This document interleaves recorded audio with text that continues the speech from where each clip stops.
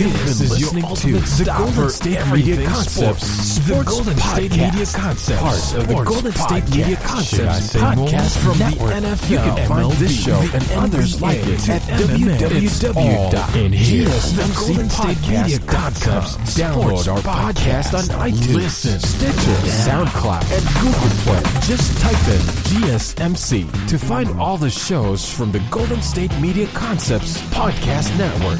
From movies to music, from sports to entertainment, and even weird news. You can also follow us on Twitter and on Facebook. Thank you, and we hope you have enjoyed today's program.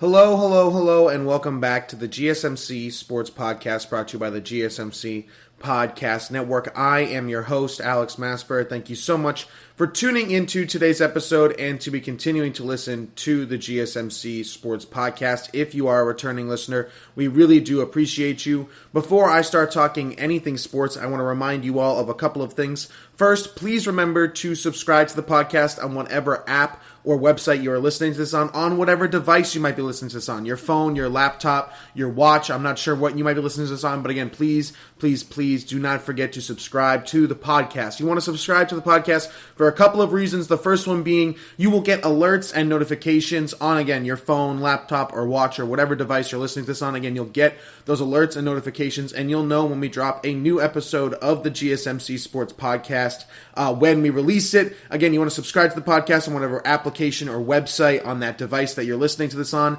so you can get those alerts and notifications and know when we drop a new episode of the GSMC Sports Podcast when we release one here at the GSMC Sports Podcast team.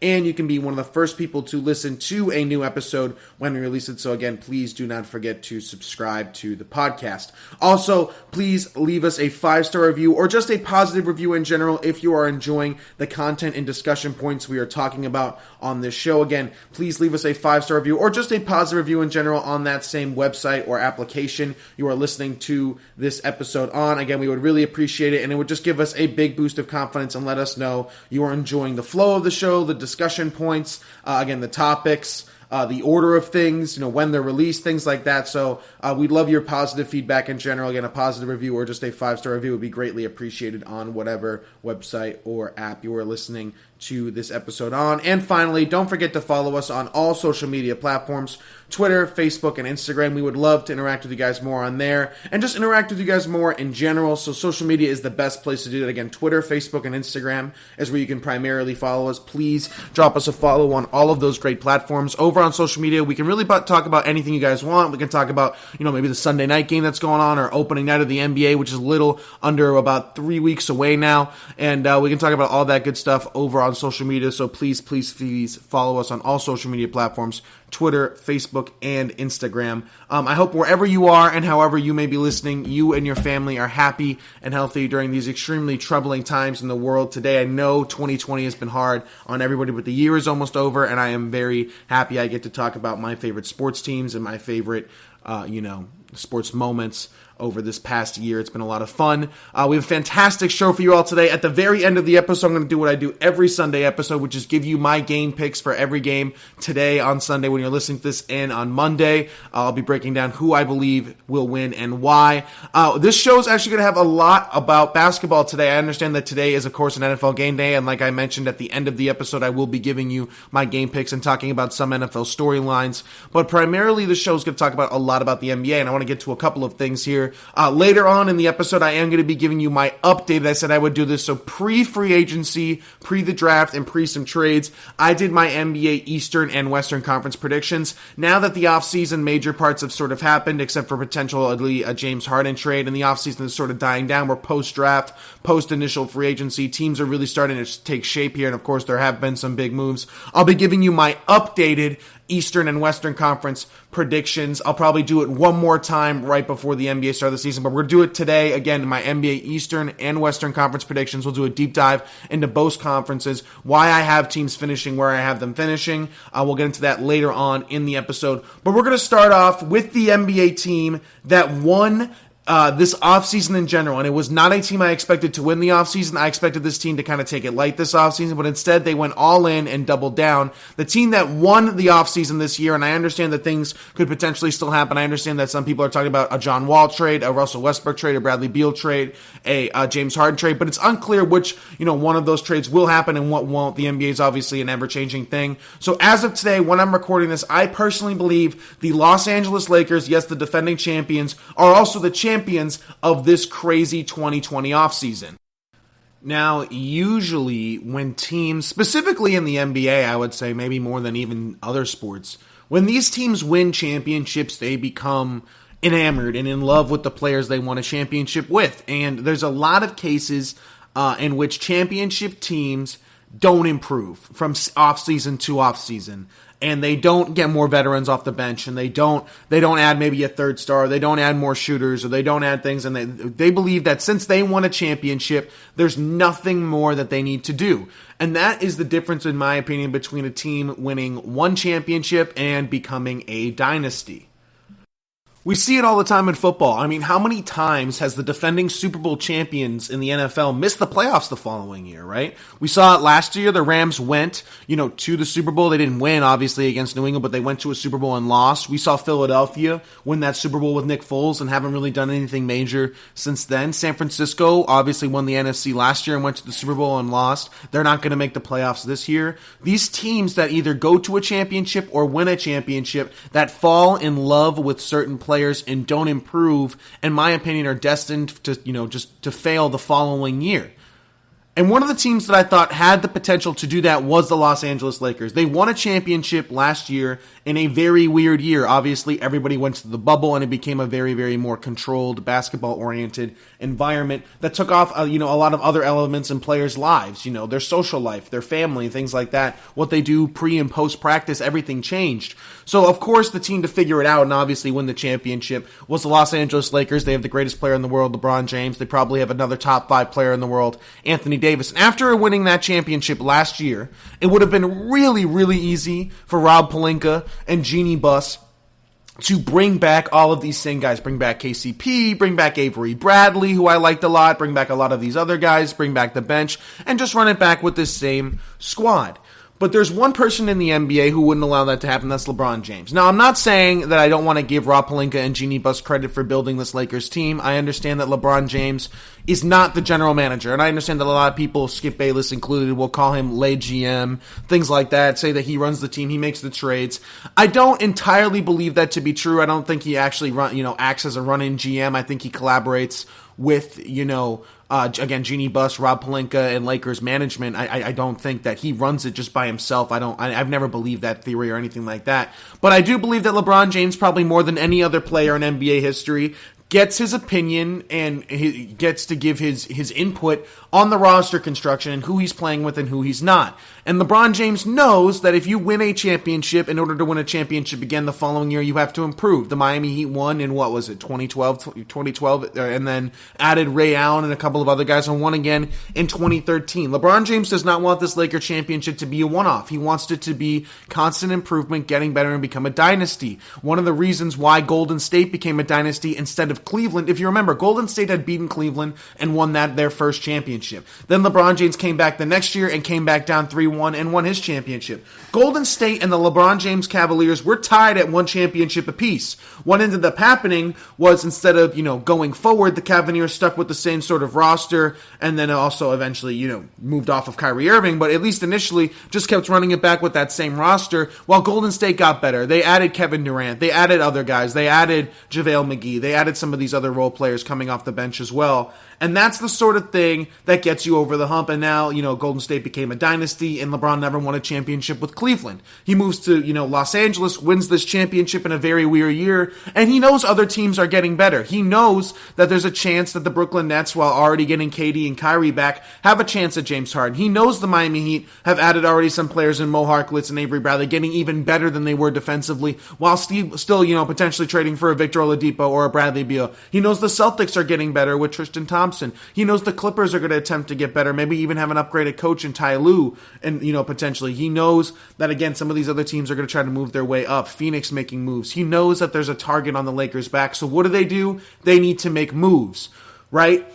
But they didn't just make any minor move. They made major moves. And in fact, they widened the gap between them and other teams this offseason instead of just, improving marginally. Now, again, like I mentioned, there's a lot of championship teams that win a championship and don't improve at all. That just run it back with the same exact roster. The Lakers didn't do that. There are some championship teams, even some teams like Golden State, who just improve minimally. Add a JaVale McGee, add a couple of these other guys off the bench, like a Miami Heat, add a Ray Allen, things like that. The Lakers didn't even do that. Instead, the Los Angeles Lakers became what we believed the Clippers were last year. Because now the Lakers, I could argue, are the deepest team in the entire NBA. Besides, I'd probably say the Miami Heat are the deepest team. That used to be the Clippers last year. Now we're all in on the Lakers coach. That was the Clippers last year. We're definitely all in on this Laker duo. They just won a championship. That's where the Clippers last year. So now, with the acquisition, if you don't know what I'm talking about, the Los Angeles Lakers made two major moves to go from one of the weakest benches in the entire NBA to arguably the strongest bench in the entire NBA. And they did it with minimal cap space. And they did it without trading Kyle Kuzma.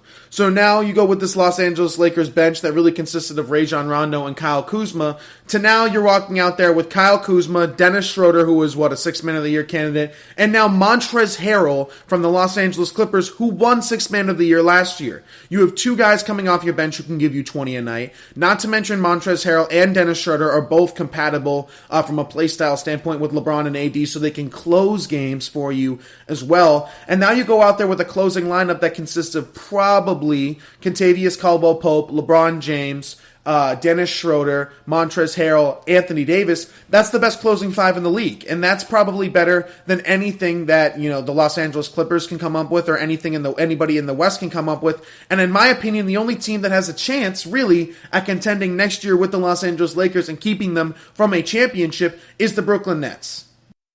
They have an opportunity to obviously form a super team with the acquisition of with the acquisition of James Harden potentially. Again, my last episode that I recorded, it was seeming that almost a deal was imminent. That's how loud the rumors were on Twitter and on other social media platforms, that a deal with James Harden going to the Brooklyn Nets was eventually going to get done. Now, a couple days later, those rumors have quieted down, and things like that have not happened yet, and the Rockets haven't really blown up their roster yet. And I think before we can see a James Harden trade happen, we have to see a Russell Westbrook trade happen, and things could play out longer than expected. But if nobody else makes a major move, that being, even teams like the Miami Heat, right? So a team like the Miami Heat has a chance to obviously compete with the Lakers. They pushed them to 6 last year. They need to equal up the amount of moves that the Lakers made with them. And the only way for them to do that is to at least get Victor Oladipo, which is unclear right now. It wouldn't surprise me if Miami was done making moves. It also wouldn't surprise me if they weren't. But the two teams that I could see making enough moves to get to the Laker level are the Nets and the Heat. I think they're the only two teams that are capable of making moves between now and the start of next season. I don't think the Clippers can get any better. Obviously, Houston's not going to get any better. Phoenix already made their moves. Denver is just going to take another leap forward when it comes to an age, so they will get better, but they lost Jerry and Grant.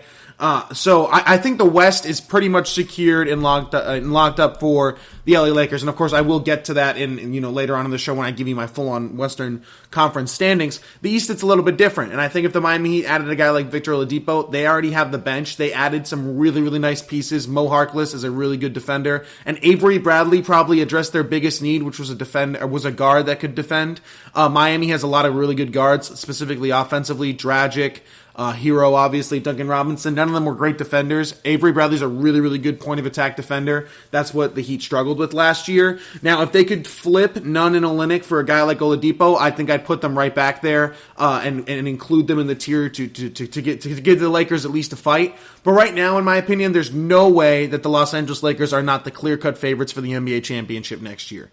If the Nets added James Harden, then we can have a new discussion. But until that happens, right now the LA Lakers have the best duo in basketball, and Anthony Davis and LeBron James. The best duo combination coming off the bench in basketball, Montrezl Harrell and Dennis Schroeder, which kind of signals that they're the best bench in the NBA. If you have two guys who are 20 plus coming off the bench, you can have three other dudes coming off the bench who are trash, but Kyle Kuzma is at least okay. I really do believe that the Lakers have done something really, really special with their bench. We know their coach is a championship-level coach. We know LeBron James and Anthony Davis is a championship-level duo. They just did it. So in my opinion, the LA Lakers have a chance to become a dynasty. And they don't have to do it the traditional way, which is by adding a complete third star. I think they're going to do it a little bit of a different way. But there is a very, very good chance that the Los Angeles Lakers repeat as champions in the NBA. And it wouldn't surprise me. Again, you have Anthony Davis and LeBron James, the best duo in the NBA. I don't think there's a duo in the NBA where their games fit better than those two. Not to mention, we know Frank Vogel's a championship head coach. KCP is back, and he was a really good shooter for them in the playoffs, in particular last year. Now you add Schroeder and, of course, Montrezl Harrell coming off the bench, two 20-point guys coming off the bench. Harrell also improves their defense. He can close games. He can play alongside with AD due to AD's shooting.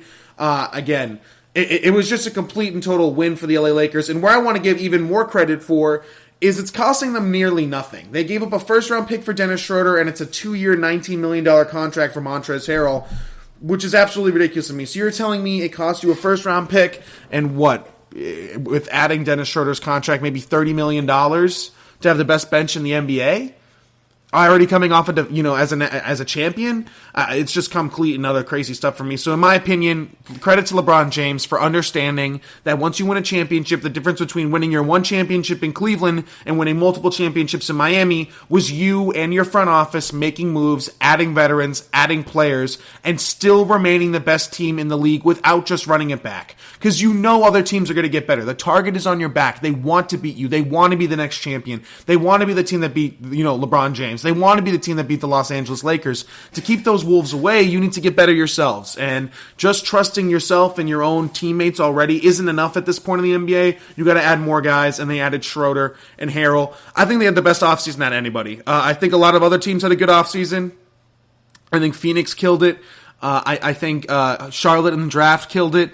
I think Golden State would have continued to kill it if they got Clay back. Obviously, he's out with the Achilles now, which is so sad to hear. But I think, in my opinion, the Los Angeles Lakers have the best offseason, or at least up there. I mean, I would argue they're the best, but if you want to argue that maybe one of the teams that had a couple more draft picks, or maybe Atlanta had a better one, or Charlotte, I really think that the LA Lakers had just as good as a championship as any, or just as good as an offseason as anybody, if not even better. I think there's no reason why they shouldn't be the number one team in the league this year and be favorites to win another NBA championship. All right, that's going to do it for this segment. On the other side of this short break, I want to get into my predictions again. I did this a couple weeks ago with my NBA, both Eastern and Western Conference predictions, right before all of this crazy offseason stuff happened. Now that the offseason's dying down, I want to give you my re-established NBA Eastern and Western Conference expectations and predictions. It'll look way different than I did it before.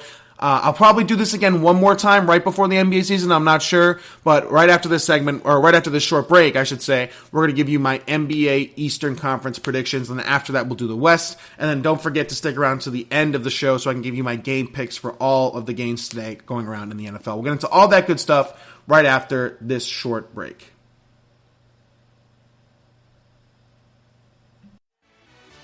Are you looking for the very best NFL and college football podcast? Then check out the GSMC Football Podcast. Get the latest football news both on and off the field. From the NFL Draft to trades to the rumor mill to the NFL Combines, they got you covered. That's GSMCpodcast.com/football-podcast. Get updates on college rivalries, game day insights, and much, much more. It's football talk the way you want it. This show eats, sleeps, and breathes football. Don't forget to like them on Facebook and follow them on Twitter. Visit GSMCpodcast.com for more info.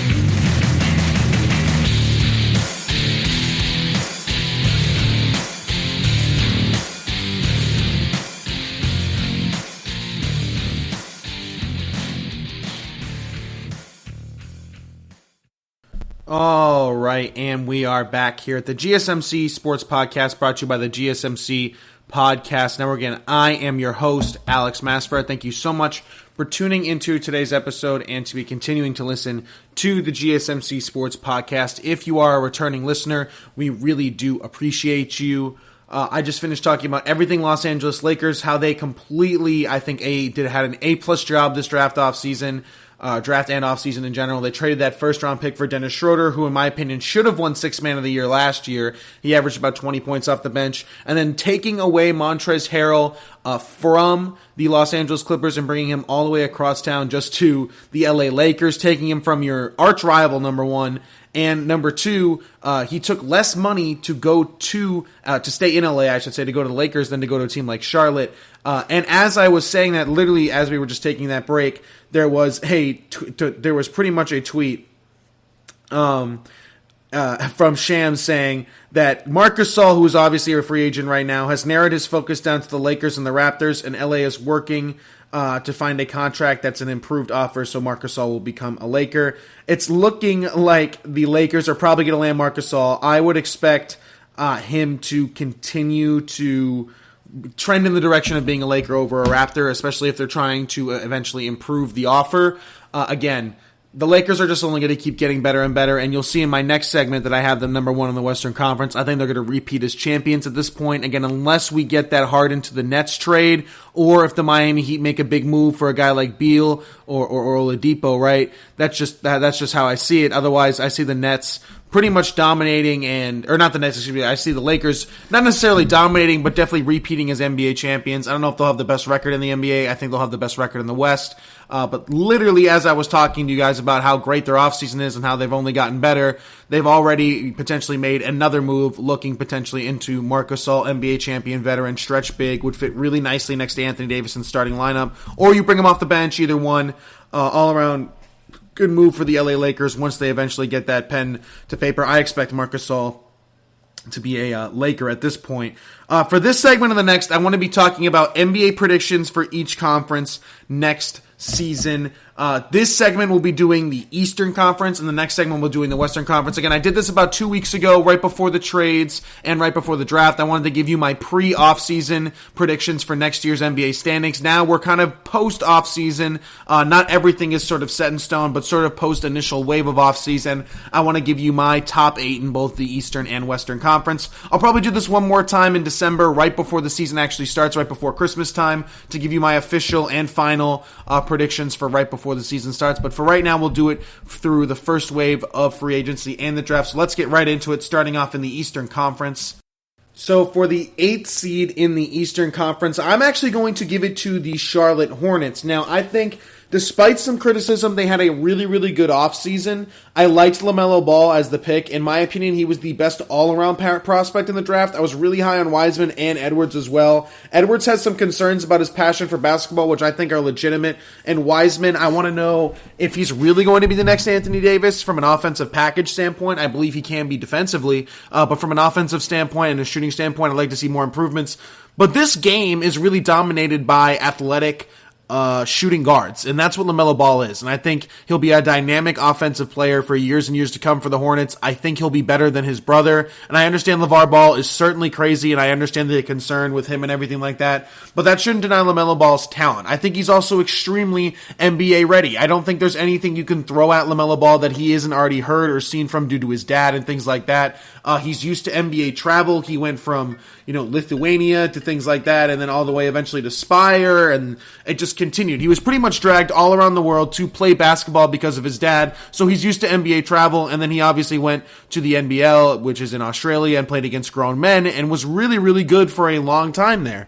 So, in my opinion, I think LaMelo Ball is going to be a really, really good pickup for them. Now, in terms of their second-round pick, Vernon Carey Jr., I'm very high on him, too. I thought I could have seen him going in, the first round. I think he's a really, really good player. I don't know if he'll start right away. I think he'll take some time to develop, but he was good.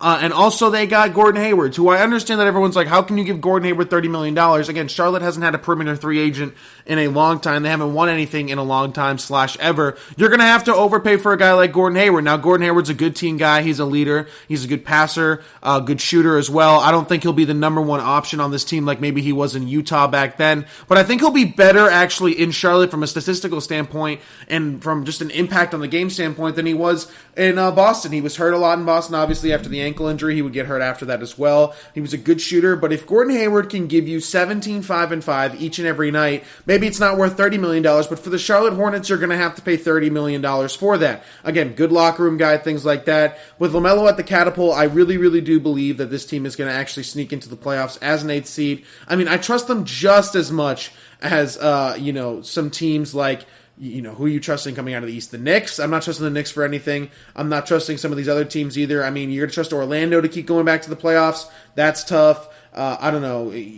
Just some of these teams. Indiana, I mean, I think Indiana's going to fall off post-Victor Oladipo trade. It wouldn't surprise me if they miss the playoffs this year. I think they're going to trade Victor Oladipo and just kind of I don't know. I don't know what to make of Indiana, but I have the Hornets coming in at number 8, and I think the team to fall out of the playoffs is Indiana, which you'll obviously see. But Hornets number 8, LaMelo. I don't trust some of these other teams. I think LaMelo's going to be a really, really good player. I think he'll win Rookie of the Year, and I really like the Gordon Hayward acquisition as well. So coming in at number 8 for the Eastern Conference, we have the Charlotte Hornets, obviously, who just had the 3rd overall pick and such. Now let's get into the 7th seed in the Eastern Conference. I'm going to give this to the Atlanta Hawks. They added Danilo Gallinari, get Trae Young some help. So hopefully some of the rookies they drafted last year and this year can sort of take another step, get a little bit better, and offer Trae Young some more help. Again, Trae Young's going to average at least 30 points a game this year, most likely.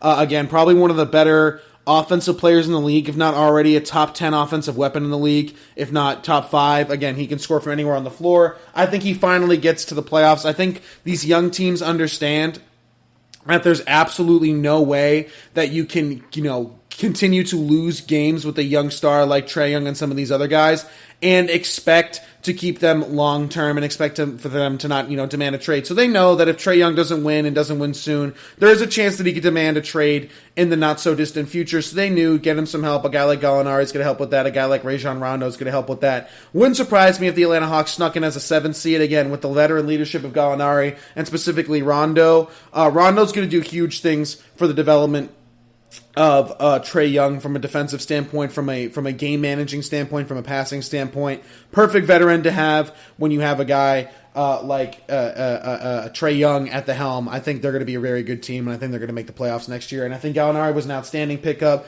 I think that kid out of Maryland they picked as well was pretty good. I think it'll be a very, very good year to be an Atlanta Hawks fan, and to be the Atlanta Hawks in general. I think they'll be making the playoffs. Coming in at number 6 in the Eastern Conference, I have the Toronto Raptors. They didn't make any major moves this offseason. They only lost people. Lost Ibaka to the Clippers. Probably going to lose Gasol eventually to the Lakers. They do retain Fred VanVleet, who I thought was eventually going to go to the Knicks. They retain him, but due to all of those things, I think they're just going to take a year back. I don't think they have the type of offensive firepower to compete with some of these other teams, and I think teams like the 76ers, the Nets, potentially the Heat, and even the Celtics all got better, while the Raptors really only got worse. I need to see more from Pascal Siakam. I don't know if I'll get it. With all that being said, I still think they're a good enough team to make the playoffs, specifically in the Eastern Conference. I have them coming in as the 6th seed in the East, the Toronto Raptors, who are no longer the defending champions, but they were last year. Coming in at number 5, I have the Philadelphia 76ers. They have improved their roster greatly, got rid of Al Horford, they got Seth Curry, they have a lot more shooters now. I like the roster construction of this team way more now than I did beforehand. The only question for me is with Philadelphia is this is the final test on if Ben Simmons and Joel Embiid can work. They have the coach now. I think Doc Rivers is a great coach. They have the shooters now as well. If this team does not work and does not win big games and does not make it past the first round of the playoffs potentially, it is because of the fit between Joel Embiid and Ben Simmons in that point. I understand wanting to give it one more year to try to see if it'll work 100%. I get that. I don't know if it will for a fact or not. I think they're going to be the 5th seed in the Eastern Conference. I think they'll have a better year. I think Ben Simmons will have a pretty good year. But getting those shooters around Ben Simmons and Joel Embiid will be pretty good. And I think they'll be the 5th seed in the Eastern Conference. Coming in at number 4 is the Boston Celtics. I would have liked to see them do more this offseason. They were probably the most I don't want to say disappointing team in the offseason, but they had 3 first-round picks and some cap space, and no major move was made. I like the Naismith pick. I don't really know their other rookies. They ended up getting Tristan Thompson as that center, who I think is an upgrade over Daniel Tice. How much of an upgrade? I don't know. I think Miles Turner would have been better for that team, or Rudy Gobert, or maybe even a better center than that, but they obviously weren't available on the market. Still a top 4 seed in the East. I think Jason Tatum's going to have an MVP-type year next year. Need to see more from Kemba.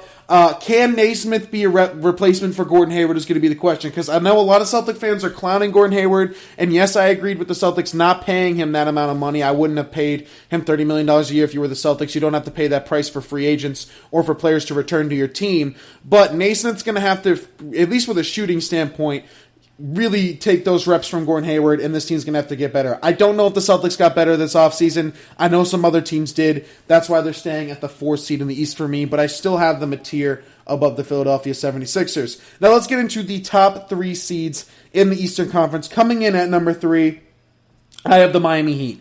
They didn't make any major moves, but they made moves which what they needed. They got Precious Achiuwa, who I think is a really good power forward / center hybrid. Reminds me a little bit of a more athletic ball handling version of Montrezl Harrell. I like him a lot. I think he was a home run draft pick. On top of that, they added Avery Bradley, which addressed their biggest need, which is point of attack defense.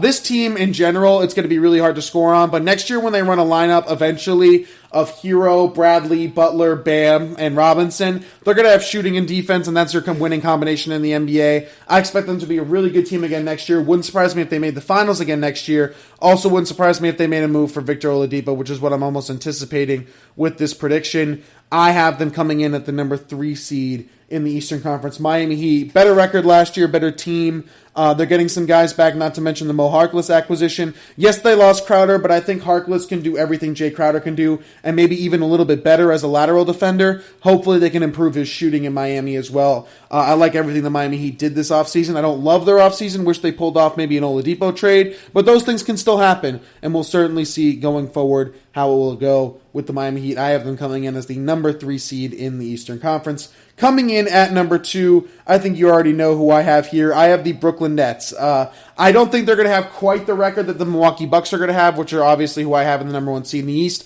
But I think they are the better team with or without James Harden. I think they will be the number 2 seed in the Eastern Conference. I think they'll have a really good record, win 55-plus games. And I think they're my pick to come out of the Eastern Conference. Again, Kevin Durant's coming back. If he's just, 70% of what he was, he's a top 5 player in the league. People are saying, according to sources, he's 100% of the player he was pre-injury. And if that's the case, only good things are going to happen for that team and for that organization. And I think the Brooklyn Nets are going to have a really, really big year this year. And Kevin Durant, you can pencil him in for comeback player of the year. Him or Steph Curry, in my opinion. And of course, number 1 in the Eastern Conference, I have 100% going to the Milwaukee Bucks. They made some improvements on their roster. I think their bench is really, really weak now, but in the regular season, starting 5s win games, and I really, really do believe we're going to see a good season from the Milwaukee Bucks from a regular season standpoint. What will decide if Giannis stays or not is how they perform in the playoffs. I don't know how well they'll do, but I know Giannis will have a great year, and I know 100% for a fact some of these other guys like Drew Holiday are going to have great years from the Milwaukee Bucks as well. I think they overpaid, obviously, but at the end of the day, you need to get who you need to get to convince Giannis Antetokounmpo to stay, and if that's going to happen, I think Drew Holiday needs to have a big year, which I think he will. Again, number 1 in the Eastern Conference, Milwaukee Bucks. I think they'll be the regular season champions as well with the best record in the NBA, just like they were last year. What's really going to determine if it's a successful season for the Bucks or not is obviously playoffs and a potential championship. All right, that's going to do it for this segment. On the other side of this short break, I want to give you my predictions for the Western Conference. I just did the Eastern Conference. We'll do the Western Conference next episode or next segment. There's going to be a lot of surprises, specifically at the top of the West, sort of mid area. You're going to love to see them. We'll get into all that good stuff right after this short break. Check out the show that's built on the MMA. From the UFC to extreme cage fighting, they got the fights covered. Check out the GSMC MMA podcast. Get the latest news on past or upcoming fights. Join us as we talk to and about some of the biggest names in the MMA, past, present, and future. When it's the fight game, there's just one show to check out. GSMCpodcast.com/MMA-podcast. Don't forget to like them on Facebook and follow them on Twitter. Visit GSMCpodcast.com for more info.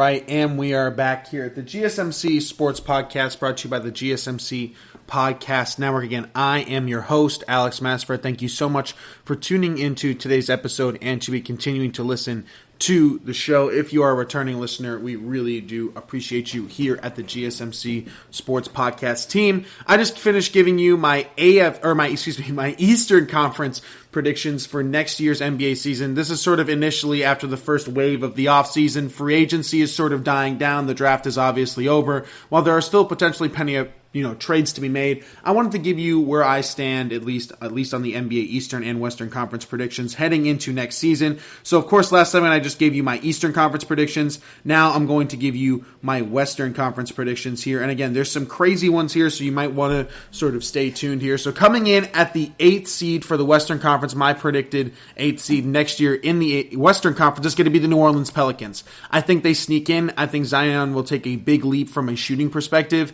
and from a ball handling perspective. I like where they're going. I like where they're heading. They added some really nice pieces. Again, they got the overpay from Milwaukee in the Drew Holiday trade. I don't love Eric Bledsoe, but he's a good enough player. And I think they're going to sneak into the playoffs here as an 8th seed. And I really just don't trust some of these other Western Conference teams. Again, keep in mind, these are my predictions, assuming that there is a James Harden trade. I eventually do believe he will get moved, and so will Russell Westbrook. I just believe both of those things will eventually happen. That's just my personal opinion, at least. So keep in mind when you don't hear Houston, I have them missing the playoffs because they're going to blow up their team.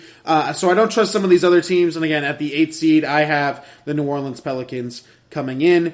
Then after that, I have the Golden State Warriors coming in as the 7th seed. I had them way higher before the Clay injury. I think Steph Curry is good enough to carry this Warriors team to the playoffs. I think we will see a good version of Andrew Wiggins this year as well. Post the Clay thing, I want to say that they could make noise in the playoffs. I'm just not sure. I think a lot of it's also going to depend on Wiseman. I think he's going to be asked to be a day one contributor pretty much right away. If he has the rookie season that Anthony Davis had and some of these other guys, could I see them being higher? Totally. Again, I really do believe we're going to have a good year from Andrew Wiggins. I think we'll have a good year from Draymond Green too. I think Steph's just going to bring the whole mood and attitude of the franchise up. If Klay Thompson was on this team, they'd be a top 5 seed in the West for me, probably even top 4. But without Klay, with just Steph, I have them coming in as the 7th seed in the Western Conference, but probably one of the better 7th seed in the Western Conference has had in quite some time. So they're no slouch at 7, but I have them coming in at the 7th seed in the Western Conference due to the Klay Thompson injury. After that, I have the Portland Trailblazers coming in at number 6. I think they will have a better year than they will last year. They barely, made the playoffs due to the play-in tournament and everything like that. I do expect them to have a better year this year, more connection with Melo, more chemistry as well. They're pretty much running it back with their roster last year with a few improvements.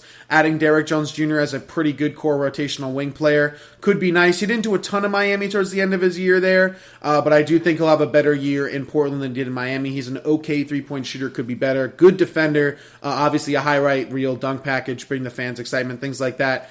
I do believe Portland's going to have a better year than they did last year. And with all that being said, I have them coming in at number 6 in the Eastern Conference. Let me know what you think of the Portland Trailblazers coming in at number 6. Coming in at number 5, I have the Denver Nuggets. I think they're going to take a little bit of a step back from last year due to the loss of Jeremy Grant, and they didn't really improve in some other areas. Now, can Bol and Michael Porter Jr. sort of step up? I would love to see Bol as the starting 4 of the Nuggets next year. I don't know if he will be, but if he could, that could maybe change my mind on that team. But at the end of the day, I have them as the 5th seed in the Western Conference, taking a little bit of a step back from last year. I love Jamal Murray, 100%. But the only issue with that team, again, they lost Jeremy Grant, didn't have a lot of ways to improve, while some of these other Western Conference teams made huge improvements. That's why I have the Nuggets where I have them. Coming in at number 5, I have the Denver Nuggets as the 5th seed in the Western Conference. Now, coming in at number 4 is where the first surprise is. I have the Phoenix Suns as a top 4 seed in the Western Conference.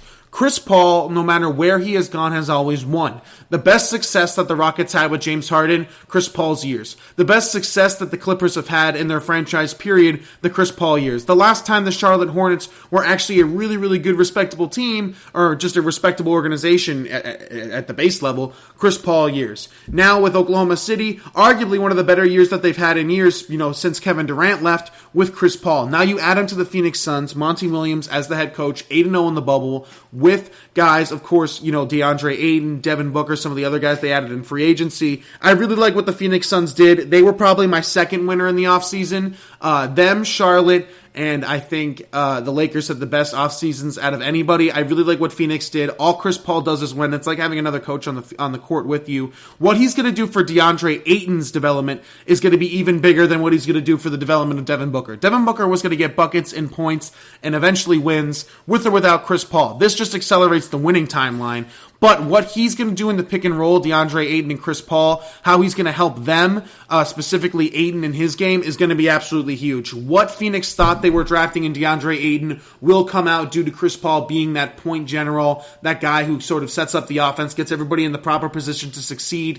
When Chris Paul comes to your team, organization, his teammates always, always, always get better. I expect that trend to continue in Phoenix. Chris Paul, honestly, one of the most valuable players to have on your team, no matter who you are. And I understand he doesn't win MVPs or doesn't win the accolades, and maybe his stats are declining a little bit. But I think Chris Paul was an absolutely massive pickup for the Phoenix Suns, and I think he will lead to great things in Phoenix eventually. And again, it's going to be huge for Devin Booker and DeAndre Ayton. And I just have them as the fourth best team in the Western Conference. Again, this Phoenix Suns team that went 8-0 in the bubble, add Chris Paul to this. You don't tell me they can beat the Portland Trail Blazers, Golden State, the Pelicans, the Nuggets, right? The Rockets aren't even really a factor anymore. They can absolutely be a top 4 seed in the Western Conference. Then coming in at number 3, I have the Dallas Mavericks. I've said and I have preached that they're going to take a massive, massive leap. I think Luka Doncic is going to win MVP next season. He is the best young player in the NBA. He is already a top 10 player in the NBA, and quite literally, he's the reincarnation of Larry Bird.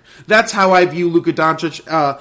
Even better, I don't want to say even better than all-time great, but he's got that playmaking factor to him too, that clutch shooting ability. The Dallas Mavericks are a serious problem for years and years to come. That's why they're a Giannis destination. That's why some of these other bigger names are potentially interested in them as well. I love everything Dallas is doing. I think Kristaps Porzingis, as long as he stays healthy next season, the Dallas Mavericks can be a top 3 seed in the Eastern Conference, and I have them coming in at number 3. Coming in at number 2, I have the Los Angeles Clippers. I am not high on them at all this year, though. I think they downgraded in coach from Doc Rivers to Ty Lue. Losing Montrezl Harrell was huge. Lou Williams is clearly regressing before our very eyes. They added Serge Ibaka, who is a good player. I think he'll be a really, really nice starter for them. Again, if Kawhi and PG can sort of revive, not their careers, they're obviously both incredible players, but specifically if Paul George can have a better step-up year, I could see the Clippers making noise again, but until that, I don't see it. I just think the Western Conference is a little bit weaker this year than it is in years past,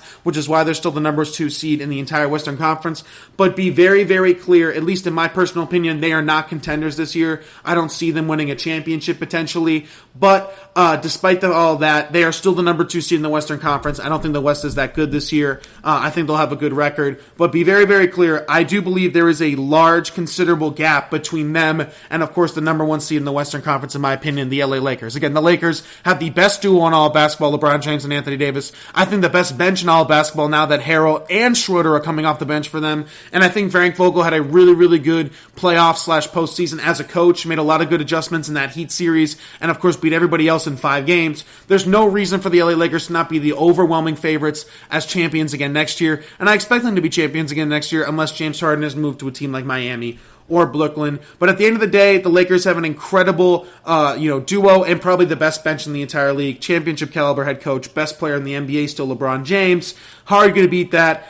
It's tough to see and envision where a team like the Clippers or some of these other teams can actually beat that team. But at the end of the day, LeBron James is LeBron James, AD is AD, 2 top 5 players in the league, best bench in the league, and potentially adding Marc Gasol to that starting lineup as well is absolutely ridiculous. So at the end of the day, the LA Lakers, there's a big gap between them and the Clippers 1 and 2, way bigger than it was last year. In fact, I think the Clippers got worse and the Lakers got better. That's just my personal opinion. That's going to do it for this segment. That's my Western Conference predictions for this year's NBA season. Again, I think the Mavericks and Suns are going to have huge seasons next year. And I think for the first time in a long time, the Eastern Conference is better than the Western Conference, because when you look at some of these teams, right, in the East, or excuse me, in the West, some of these teams, the Lakers, Clippers, Mavs, Suns, Nuggets, Blazers, Warriors, and Pelicans. Then you look at the East, the Bucks, the Nets, the Heat, the Celtics, the 76ers, the Raptors, who won a championship 2 years ago, was the 6th seed in the East. I think the Raptors beat the Blazers, who are the 6th seed in the West. I think this year, for the first time in a long time, I think the playoff teams in the East are better than the West, but the teams that missed the playoffs in the West are definitely better than the teams that missed the playoffs in the East. That's my thoughts on, these standings and these predictions and these conferences. Let me know who you think is going to make the playoffs in each conference next season. I'd love to hear your opinions on that. That's going to do it for this segment. On the other side of this final short break, I'll be finally giving you my game picks for everything NFL this week, every Sunday and Monday game. I'll be giving you my game picks, who I have winning and why. We'll get into all that good stuff for the final segment of today's show right after this final break.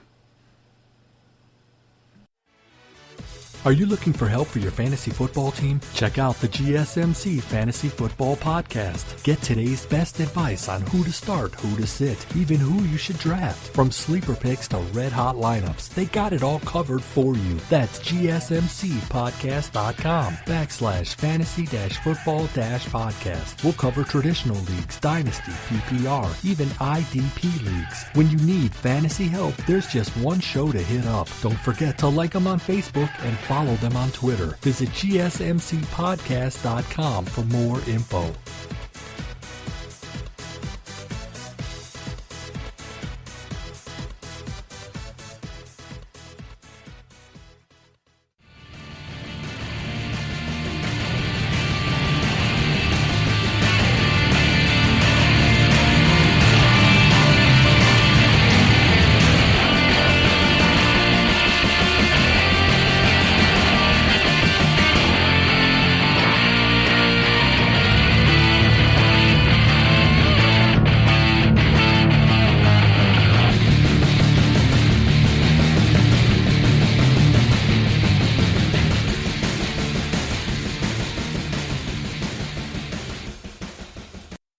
All right, and we are back here at the GSMC Sports Podcast, brought to you by the GSMC Podcast Network, and I am your host, Alex Masfer. Thank you so much for tuning into today's episode and to be continuing to listen to the GSMC Sports Podcast. If you are a returning listener, we really do appreciate you. I just finished giving you my Western Conference predictions for next year's NBA season. That's starting around December 22nd-ish is where people are speculating the first game will be. Again, I expect the Suns to have a huge season next year, as well as the Mavericks. And yeah, I'm really excited for next year's NBA season with all these crazy moves that are still going on to this day. I want to transition now for the final segment of today's show to the National Football League, and I want to be giving you my game picks for each and every game this week in the NFL season.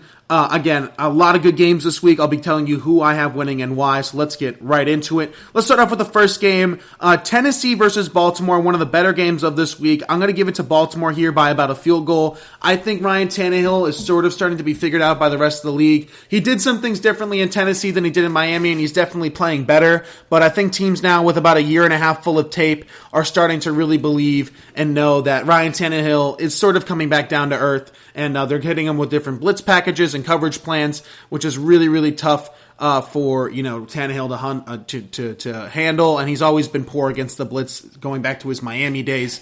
And I'm going to give it to Baltimore here. I think their defense is too good. I'd like to see some things out of Dez Bryant this game. He's on the active roster. Give him a couple of catches here. They need some receiving help because Lamar, while he doesn't throw the ball well, his receivers are certainly not helping him at all. I'm going to give this game to Baltimore in a very close game, but I believe Baltimore will ultimately beat the Tennessee Titans in a close one, probably around 24-21 is where I have a final score in that game. I think Lamar will have a good game on the ground. The defense for Tennessee isn't fantastic against the run. I think they'll have a good game. And again, I think the Ravens are going to win in a close one by about 3. Next up, we have Cleveland versus Philadelphia. I think this game is between two bad teams. I don't think Cleveland is very good. However, I do like them in this game. I think Philadelphia is worst. Carson Wentz has just regressed as a quarterback, man. I was really high on him coming into this year, and I've been high on him ever since the start of his career. He was Brett Favre 2.0 in my opinion. I don't understand what's going on with him, man, because now the picks are coming way more than there are touchdowns, and I understand that their team has regressed each year since he's, that Super Bowl victory, but at the end of the day, he has to play better. He's doing his team no favors. It's going to be interesting to see how his career plays out. I don't like him against Cleveland this Sunday. This game's in Cleveland, I believe. I like Baker Mayfield and the Cleveland Browns to win a close one. I think it'll just be another ground and pound game for Cleveland where they run the ball down, Philadelphia's throat until Philly can't handle it anymore. I expect a big day from Nick Chubb and the rest of that running crew down there in Cleveland, and I expect a win, close one, probably by about 4 to 6 points, Cleveland over the Philadelphia Eagles. That's my game pick for that game. I think it'll be a good game. I think it'll be entertaining. I think there'll be a lot of turnovers. That's just my personal opinion. But I have the Browns over the Philadelphia Eagles in that game. Next up, we have the Steelers and the Jaguars. Blowout pick of the week. 100% the Steelers are going to roll the Jacksonville Jaguars. Jake Luton again is starting. 2 games of film. He'll be worse and worse every week. Again, guys like that come into the league, have a great first couple of weeks. Then there's a couple of weeks on game field, and he faces a real defense, and he looks like the guy who went undrafted. I expect that's what's going to happen today against the Steelers for Jake Luton and the Jacksonville Jaguars. I expect a blowout victory, 10-plus points for the Steelers over the Jacksonville Jaguars. Then we have Bengals versus Washington. I really like the Bengals in this game. I think Joe Burrow will get his 3rd win as an NFL quarterback. I'll expect him to go to Washington and beat up on them. I don't think Washington's a great team. I think Burrow has the better quarterback. Now, I am a little bit scared of that defensive front versus that poor offensive line in Cincinnati, but I think Joe Burrow's magic gets it done once again, and the Bengals get their 3rd win of the year, and I think they're going to beat the Washington football team by about a field goal is where I see that game going. All right, now let's move on to the Lions and Panthers. No Teddy Bridgewater for the Panthers, so I'm going to give it to the Lions here. I think they win by about a touchdown. Their offense has been rolling recently. I'm liking everything I see from Detroit. I'm liking DeAndre Swift, but it's unclear if he's going to play. I am going to give this one to the Lions by about a touchdown. Probably about 24-17 is the final score in that game is my prediction. Then we have Patriots-Texans. This one's close. I'll give it to the Patriots because they're sort of rolling a little bit here. A big win against Baltimore they're coming off of. I think the Houston Texans defense is not good enough for this Patriots run game. I expect another big game from Cam and Harris, and I think the Patriots win that game by about a field goal. And then we have the Saints versus the Falcons, another really, really good entertaining game. Taysom Hill is the starting quarterback, not Jameis Winston. For me, this is just a test to see if if Taysom Hill can be a starting quarterback in the league. Can he throw the ball good enough to be the starting quarterback for the Saints potentially as soon as next season? So I'm really, really interested to see that good stuff. I'm going to say the Saints do win it. I don't think Taysom Hill shows enough maybe to be considered the franchise quarterback in New Orleans, but I do believe they beat Atlanta by a field goal in a very, very high-scoring game is how I see that. I would take the over on that game. And then let's get to some of the 4 o'clock games. We have Miami at Denver. I expect another blowout here for Miami. Denver's playing with an injured Drew Lock. Their defense is not very good. I expect Miami to roll Denver by at least a touchdown. Then we have Chargers-Jets. I think Justin Herbert finally gets back in the win column. Not even the Chargers could blow the lead and lose to the Jets. I think the Jets remain winless. Chargers advance and become 3-7. I expect a huge day from Justin Herbert, a huge rebound game after getting kind of knocked around and torn up by that Dolphins defense a week ago. I think he'll have an absolutely massive game against the New York Jets. Then we have, I think, maybe my favorite game of the week, which is, I don't know if it's my favorite game, but definitely Packers-Colts is a really, really good game. I like the Packers by a field goal. I think the Colts defense is good, but Aaron Rodgers works harder and is better. He's getting some of his receivers back as well, including Allen Lazard. I'm liking everything I'm seeing from the Packers right now, and I believe they will win this game by about a field goal. Then we have, of course, Cowboys-Vikings. I think the Vikings are going to beat the Cowboys by at least a touchdown. Dalvin Cook is going to have a field day. Dalvin Cook could 100%, do not be surprised, run for 200 to 250 plus yards against the Dallas Cowboys. It could be a college-like stat line. It's going to be ridiculous. He's going to run all over the Dallas Cowboys. It'll definitely be a fun game to watch, but I have the Vikings by a touchdown over the Cowboys. And then for Sunday night's game, tonight's game when you're listening to this, I have the Chiefs over the Raiders. The Raiders did that victory lap last time they beat them. I think the Chiefs get their revenge and absolutely roll the Raiders tonight by at least a touchdown here. I think the Chiefs come out with a revenge game with some motivation. I think they're clearly the best team in the league, and the only thing they're missing right now is a little bit of motivation and reason to go out there and really beat some of these teams. I'm going to give a Raiders loss here to the Chiefs by about a touchdown. I like Kansas City over the Raiders. And tomorrow night's game is a great game between the Buccaneers and the Rams. I'm going to give this one to the Buccaneers. Jared Goff usually, when he's blitzed and blitzed heavy, is not great. I'm really liking the blitz packages that Todd Bowles is coming up with the Tampa Bay Buccaneers. When Jared Goff is uncomfortable, he tends to turn the ball over and lose games. I think he'll be uncomfortable against the Buccaneers. I like Tom Brady and the Rams to capitalize here and start off the season 8-3, and I think the Rams will drop to 6-4. Those are all my game picks for this week in the NFL. Let me know what you think, and hopefully my next episode I'm telling you how right I was about all of these game picks. That's going to do it for today's episode of the GSMC Sports Podcast, again brought to you by the GSMC Podcast Network. I have been your host, Alex Masfer. Thank you so much for listening to today's episode. Before I let you go, don't forget to subscribe to the podcast, leave us a 5-star review, and follow us on all social media platforms, Twitter, Facebook, and Instagram. Again, thank you so much for listening to today's episode. Again, I've been your host, Alex Masfer, and I will see you all in the next one. You've been listening to the Golden State Media Concepts Sports Podcast, part of the Golden State Media Concepts Podcast Network. You can find this show and others like it at www.gsmcpodcast.com. Download our podcast on iTunes, Stitcher, SoundCloud, and Google Play. Just type in GSMC to find all the shows from the Golden State Media Concepts Podcast Network. From movies to music, from sports to entertainment, and even weird news. You can also follow us on Twitter and on Facebook. Thank you, and we hope you have enjoyed today's program.